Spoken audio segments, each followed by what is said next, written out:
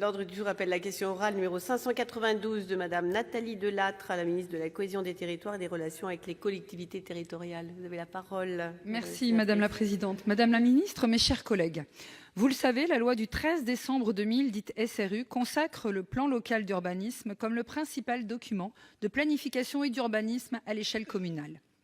Véritable projet de ville, le PLU organise le développement d'une commune entière en définissant ses règles d'urbanisme et en intégrant les exigences environnementales. Il s'agit de trouver le juste équilibre entre développement d'installations urbaines en réponse aux besoins de ses habitants et préservation de ses espaces naturels.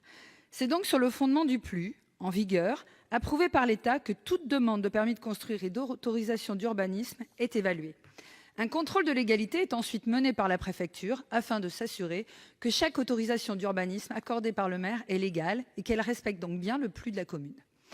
Normalement, l'approbation tacite du plan local d'urbanisme par l'autorité préfectorale a priori devrait a posteriori se traduire par l'approbation de projets d'urbanisme conformes à l'esprit et à la lettre du PLU. Malheureusement, ce n'est pas forcément le cas et cela défie toute logique. En Gironde, ces situations inextricables se multiplient.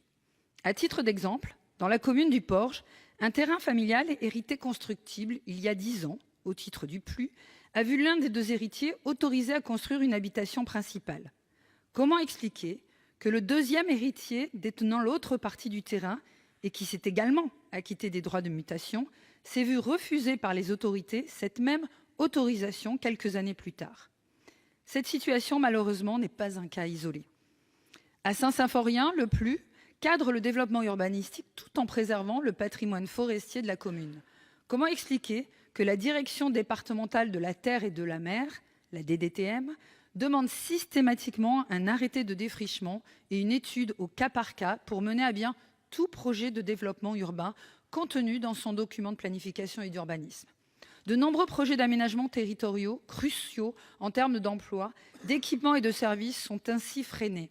Néfastes pour le dynamisme économique territorial de nos communes, ces blocages ont notamment eu un impact négatif sur le prix du foncier et donc sur la mixité sociale au sein de ces communes.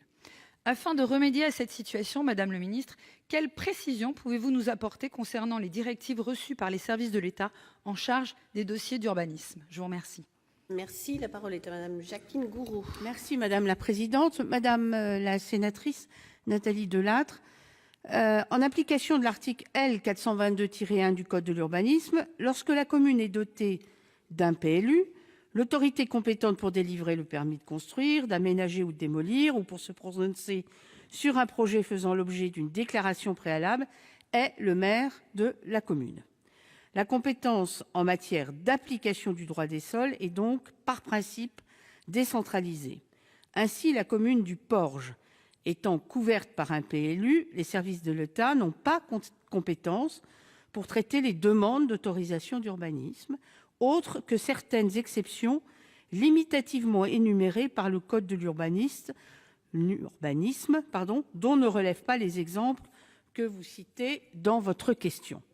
Le refus d'une autorisation d'urbanisme en application des règles du PLU peut être motivé par plusieurs raisons. Ainsi, le PLU a pu être révisé entre les deux périodes que vous citez dans les 10 dernières années, aboutissant à la définition de nouvelles dispositions limitant les possibilités de construire sur le terrain.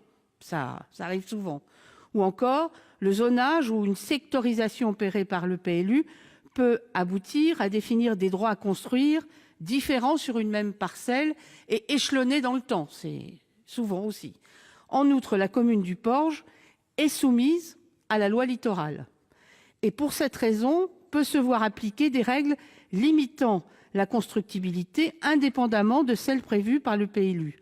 C'est cette dernière hypothèse qui semble applicable dans le cas d'espèce. En effet, le PLU de la commune du Porge a été approuvé le 30 janvier 2018. Or, l'État a notifié au maire, au titre du contrôle de légalité, que des zones définies comme constructibles par le PLU étaient en fait inconstructibles au regard de la loi littorale.